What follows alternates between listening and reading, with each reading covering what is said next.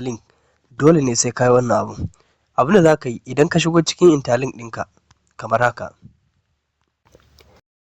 sai ka je can sama nan inda aka sa wallet ɗin nan, nan gurin inda aka sa wallet, sai ka taɓa shi, haka. Dama already ka creating wallet da ka buɗe interlink, suka ce ka sa nambobi guda 6, ka maimaita su sannan sai buɗe. To idan ka taɓa gurin wallet ɗin nan, idan ka shigo, abin da za ka yi sai ka zo nan inda aka sa explore ɗin nan, explore now, sai ka taɓa shi.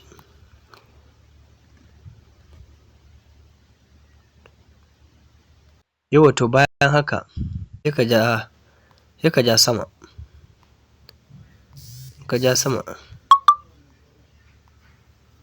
yauwa za ka zo daidai nan. Idan ka zo daidai nan gurin, ni already na riga da na sa, kaga daidai nan gurin, za ga an sa enter your invitation code, ka gane?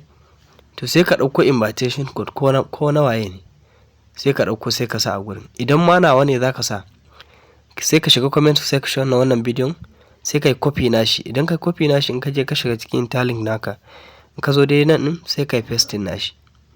Kana pasting nashi sai ka taɓa submit. Kana taɓa submit zai gwada ma submitted kamar yadda ya gwada a nan. Ni already na riga da na sa. Invitation code ɗin na shine wannan.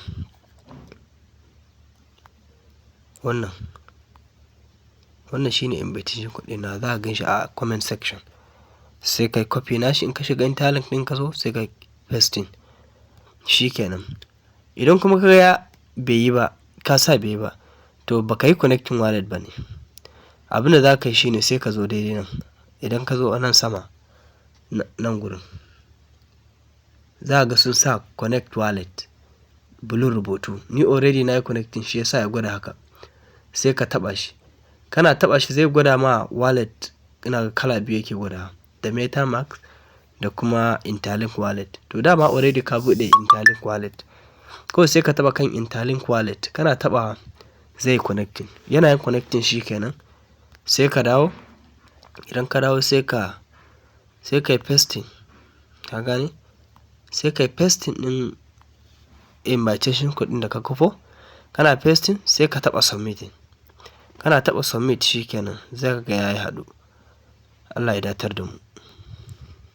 Sannan don Allah ka yi sharing, saboda mutane da yawa za a samu ba su sani ba.